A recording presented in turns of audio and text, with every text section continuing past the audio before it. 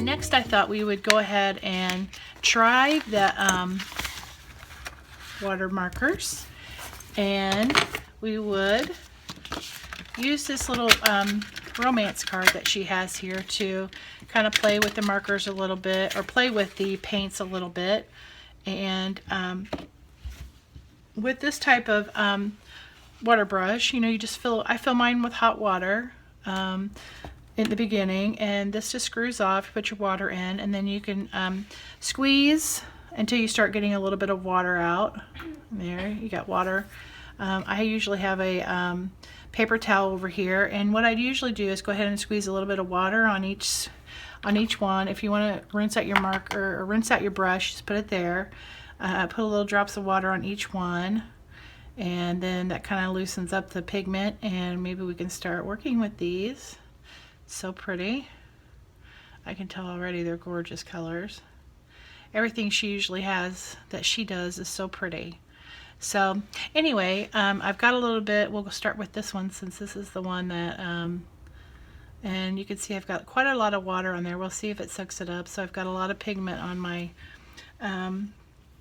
thing here, and I believe this one's called Best Friend, and if I got it right, we're going to put it down on here. Hopefully you can see it, and maybe we'll put it a little more concentrated at the top and see how it does as it goes down. So you can just squeeze your brush into the water to get the part off. So I'm going to stir that around a little bit, and then this one's called Fairy Tale.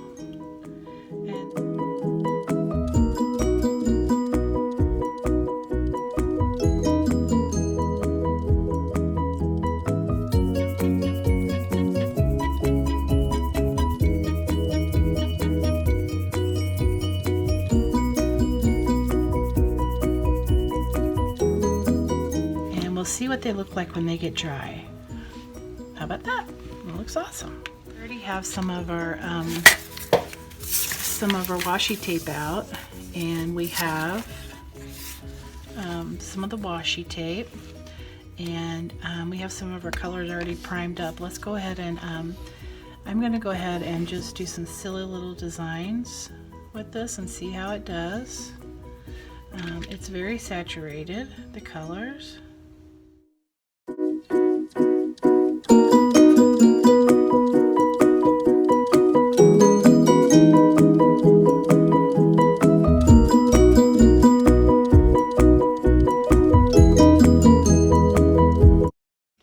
So we'll let that dry also.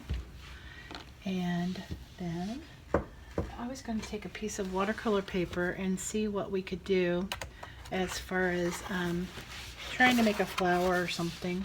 I'm going to try number 16 brush, and I believe it's a big brush, so I like to use that and get some fresh water on my brush. I always have my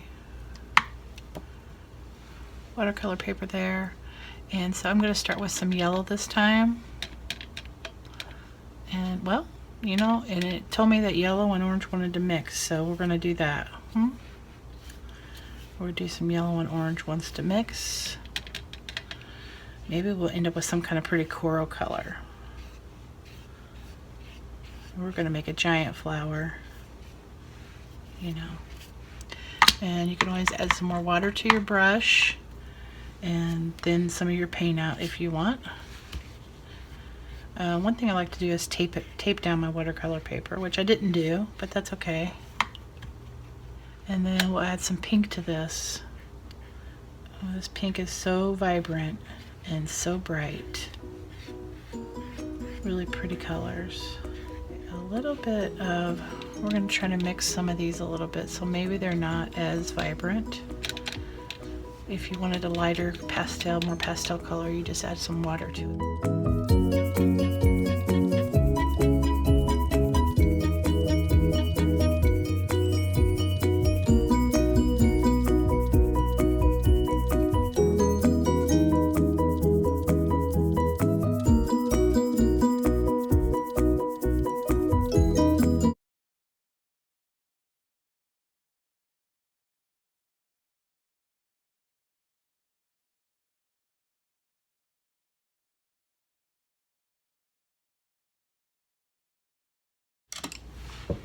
time we're going to try a number 14 brush and see how we do with it. Maybe make some different kinds of flowers. I just ordered some zinnias from Floret Flower. Some zinnia seeds, different colors. I'm going to try and see how those do for me this year.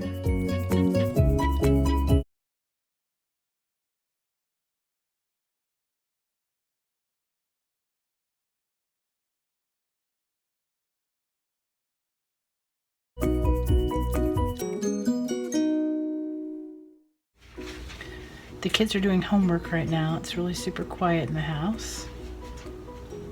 My daughter's reading, and I'm not sure what my son has for homework. I think the thing for painting for me, it just is relaxing. It doesn't matter always what it turns out to look like or that it's the perfect flower. To me, it's just the fun of doing it and creating. I can hear my daughter giggling over there at me. She hears me say these corny things all the time. But I really mean it. I really mean it. Kind of takes your mind off of everything. And with watercolor, sometimes it's not always the exact flower or the exact, it's often kind of just a little bit muted of what you're doing.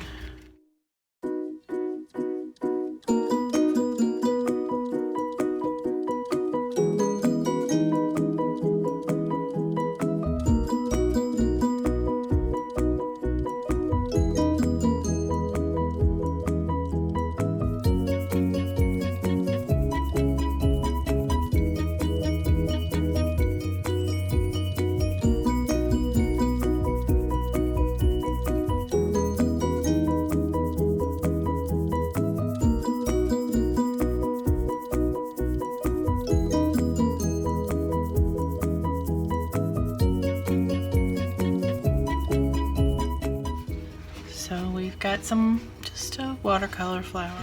Some different colors with Jane Davenport paints, and they're gorgeous. And then we've got our romance card with the paint palette on it, and it's pretty much almost dry, so you can see how vibrant they are. Really gorgeous colors. And there's another set that has more neutral tones, so I'm going to have to go out and get that for sure. And my washi tape that I painted, just silly designs, that's done.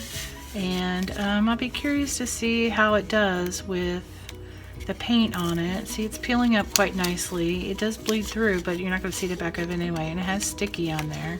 And see, since it's dried all the way, if I have any issues of it coming up, and I don't. So maybe the sparkle markers, maybe I saturated them too much, I don't know.